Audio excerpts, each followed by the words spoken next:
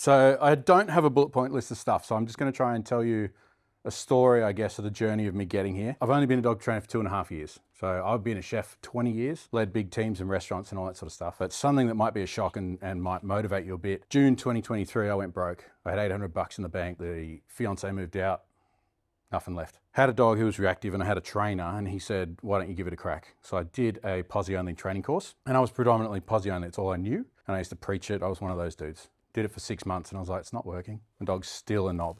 He's a real cool dog. You guys might see him on the socials, blue heeler, do fucking tricks and shit. And then when you go, cool, go and run off, just go start a fight straight away. As soon as I said free, knob. Got in touch with other trainers on the beaches and started making friends in the training community. Built up a bit of a business and was charging like $35 an hour. Then I was charging $50 an hour and then got it to 70 and I was going off other trainers like, what are you charging?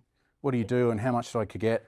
And I had this model of walk and trains, $80 for 45 minutes and then 15 minutes travel.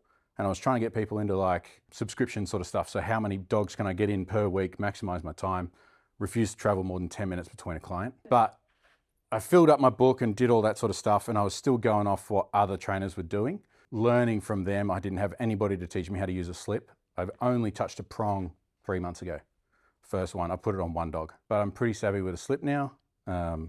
Mostly self-taught. The posse stuff was cool for learning stuff, but when I started, I guess when we spoke, it was like, I want to learn how to train dogs. That business model sort of filled up. I was doing about $3,000 a week by myself. So naturally with my hospo background was like, build a product, copy paste. And I started speaking to people about franchise models and all this sort of stuff. Like, how do I then go to grow it? Because I can't do any more.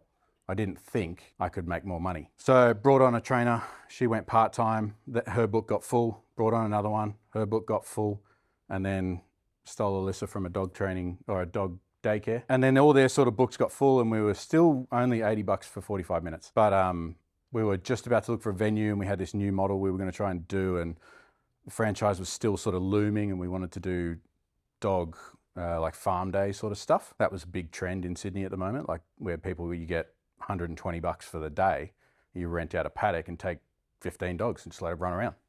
You make $1,000 or more in a day just hanging out in the field, which is better than $80 an hour. Anyway, Jacob came out and then it all got flipped on its head. Once I started Mentorship in October, I just studied for 2 weeks, didn't touch anything, went on all the calls and listened. I didn't ask many questions and I just watched all the training content and all that sort of stuff, perfected what I think I was doing, which was it was pretty good, but it just got better. And my confidence was much better because I felt like that somebody else that I looked up to was there saying, this is right. So then my confidence went up with the sales stuff and all that sort of thing. So then I perfected a package that I thought of, and I'm still only 85 for 45 minutes. And it was like 150 for a coaching session and stuff at this point. But it was like, let's find a better way to sell it and put it into a package. I wanted to do a bit of online content so that they had to have a marker word and stuff like that before they came to see us. And then when the one-to-ones then happened, it was like better. And then that grew, more online content, higher polished product, and then the price increases started to roll out. We packaged it together for, I think it was $600 for 4 one-hour sessions with the stuff beforehand. So still floating around $150 an hour. And within 2 months, now this year we're selling it at $1,500, but more online content. We've filled that right out to a 10-chapter Gamma doc, videos, downloadable documents, support stuff as well. Online chat group for anyone that does it in a group. And we got I do weekly calls, like a live call. I do it on Friday night before we sit down with you guys. And they all get in and ask questions and stuff like that. And then we checked what all our inquiries were, and like painful walks was the top hit. And then that kind of split to painful walking because of reactivity or painful walking because you never learned how to walk on a lead. So they were the 2 cells. And then puppies, the girls kind of just handle them. If we get a puppy, we build a puppy program. It's an 8-week, like, hold your hand through raising your puppy, basically. It's all written down on an online doc that you can get, but you get 1 hour with the girls every week or every fortnight, four of them, and the girls can just handle that, which keeps them busy. And then we've tweaked it again and gone to group classes. So the one-on-one for the package, and then you can also do the same thing through a group. So we have a loose lead walking group and a reactivity group, or you can book either of the same one-on-one with myself. Time spent, they're tenfold the money from a one-to-one. I think delivering my message as a one-to-many has been probably the best thing in reducing my time training.